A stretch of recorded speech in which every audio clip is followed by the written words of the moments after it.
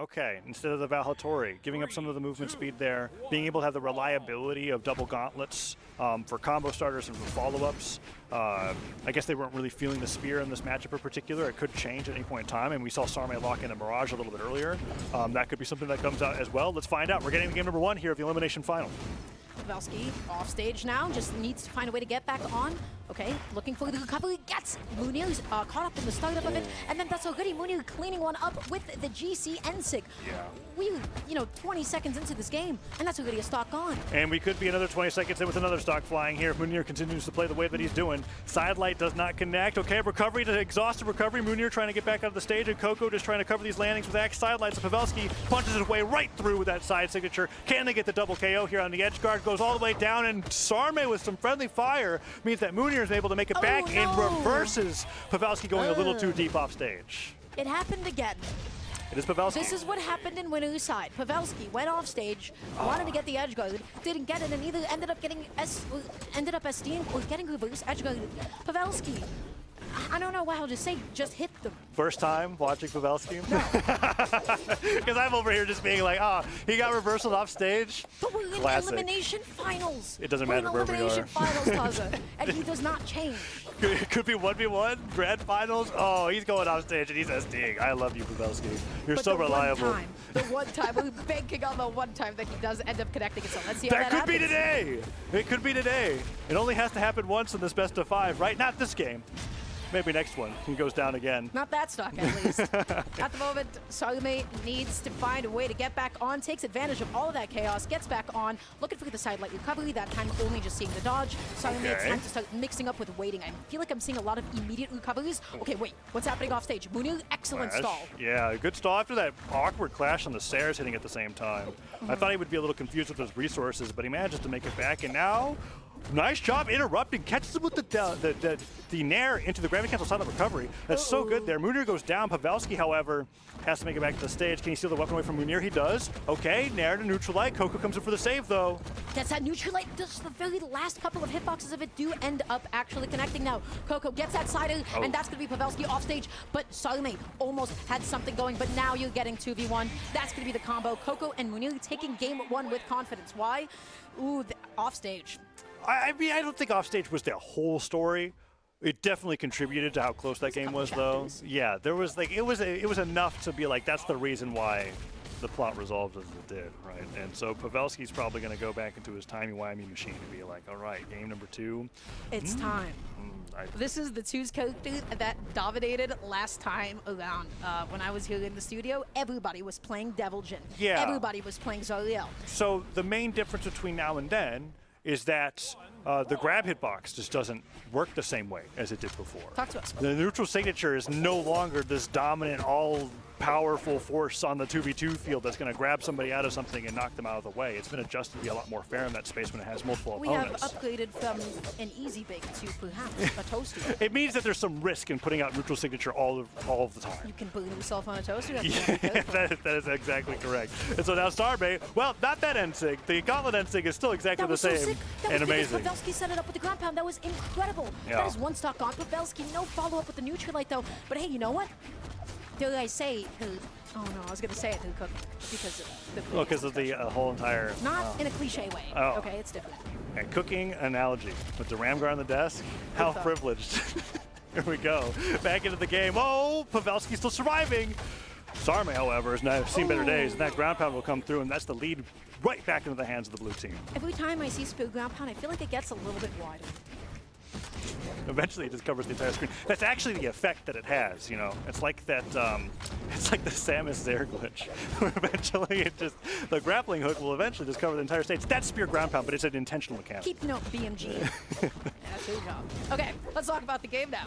What's happening off stage at the moment? Pavelski is out there, comes back on with the sider, does get Mounir off stage and just disengaged for the moment. And that is exactly what Sarme took full advantage of. Said, hey, thanks, bro. Got a full bow combo out. Got a full stock off now. Red team. They must be British, Taza. They're in it. Continue, please. I need a moment after that one. I don't know how to toss after that. Yeah, sure. Well, red team's very damaged. Let's see if blue team's able to bring that back in any meaningful way. Cider comes through against the wall, forces the dodge with a weapon throw. Is that going to be the ground pound? Koko showing an absolute mastery Pavelski over tried X. their best to mix up that recovery as much as possible, exhausted every single tool, and then they just ended up switching off and just said, okay, great, you're going to recover the rest of the recovery options. Pavelski, one of the GC side light, that could have been bad. It could still be bad. What is happening off the top? Pavelski almost let that stock disappear, comes back into with a side light of their own. Sarme cleaning up that stock. Ouch. Isn't going to fly quite yet, though. Sarme wants the reversal with the neutral. They just exchanged positions like 20 times. That was, you know, ridiculous. Yeah, but then the neutral signature comes in from Mounir there. Side light, gravity cancel, D-light, Sarre, and that's going to be, what, 5 total KOs from Mounir there? And that anguished no from you is like just because... What happened? This was going to be the game. Pavelski got hit by Wushang neutral signature. You know how it is. I know how it is. That anti-aerial has been brutal this entire run. Mounir has been masterful with it. Look, we're going to see it in this replay pretty soon. Actually, no, I think this is just the Axe ground pound. Classic right here. Love that. Just falling. I would have held the Axe ground pound like 2 double jumps like above the side of the wall and then let that last for 4 to 5 seconds. Just so that he'd really know what he was about to get hit by. But Koko knows better than I do. Just gotta give that like heads up. Look, it's like, hey, this is inevitable. Yeah, I mean, it's a funny move. Mounir, however, was not joking around with that sidelight D-light cider. Takes him off the left side of the stage. What's it going to be? Fell apart. That game fell apart. Is it double more next time? That was such a good opening, but no. Double more next doesn't seem to be the switch. No. We're seeing the Bryn from Pavelski. Sarme is just going to be sticking on to the Zariel, a.k.a. the Devil Jin. I mean, if we see an opening like we did in the last game, of course the set can go any which way, but Mounir and Koko, excuse me. They just Are you so telling good me right that Pavelski is on Bryn, Axe, and Spear? What are you supposed to do off stage with that care? I have no idea. Can't make it look That's cool, true, yeah. So there's really no point. Oh, almost gets the team combo follow-up on both of them, but the gravity cancel sidelight whiffs. Koko ends up naring Mounir instead. Mounir is Pavelski on the right side of the stage. Weapon throw gets the jump. Pavelski, I think he's just done for. Koko gets the edge guard on the other side of the stage. But that was incredible. Such a good way to make it back on. And Pavelski not actually letting go of Koko said, hey, you took out my teammate, I take out one of yours, and now I'm going to keep on fighting for what is right. But that does not matter. Mounir getting up there, getting the recovery to close it off. Mounir says, screw justice, gravity cancel, D-light recovery, unarmed. Then takes him off the top of the stage after what was an impressive stock for Pavelski. And he still turns it into a knockout onto Koko after all that damage was done. Pavelski's Bryn so far has been the star of the show. It's even Stevens at the moment. Pavelski, though, still stuck off stage, coming back on with the recovery. Bless Axe recovery. That move is lovely. It just takes care of everything for you. It does take care of everything, doesn't it? It takes care of your recovery, takes care of your opponents. Apparently spikes, hits them off the top of the stage at a direct 90-degree angle. I mean, my goodness, what else could you ask for? Okay, looking through the GCD light. Sarme doesn't connect it, backing off a little bit. Oh no, red team, they're getting stuck, sandwiched together. They're stuck to each other. They took a lot of damage. Koko, is that going to be it? Yes, it will. Cleans up that stock. Excellent follow-up as well. Blue team is just keeping themselves into the game, and this is exactly what we saw last game. Koko has a 2-stock lead. Mounir is on the last stock, of course, but now red team, they just need to get something going, Toss it. They need to get something started. They do, and then they're going to have to think about what happens when Mounir eventually switches to Taros.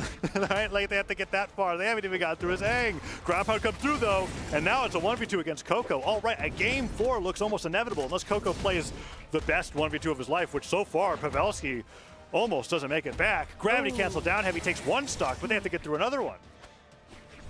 As long as Pavelski is playing back, that's what you want right now. When you have that much of a deficit and you could theoretically get KO'd to everything, you want to be playing back. You don't want to be necessarily in front of your teammate. Koko slipping in there, pinpointing the weak spot and saying, hey, I can take out the stock right now. Sarme, you have to clean this up. You were responsible for your teammate. You were responsible for protecting them. So now you have to avenge Imagine them. being responsible for Pavelski, though.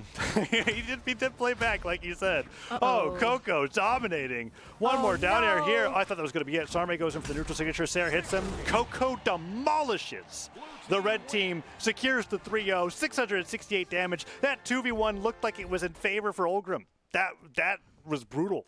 Koko did exactly what he needed to, which is, hey, you're the one that can get KO'd at any second. You're playing back and you've given up a lot of stage. I am going to jump in between you.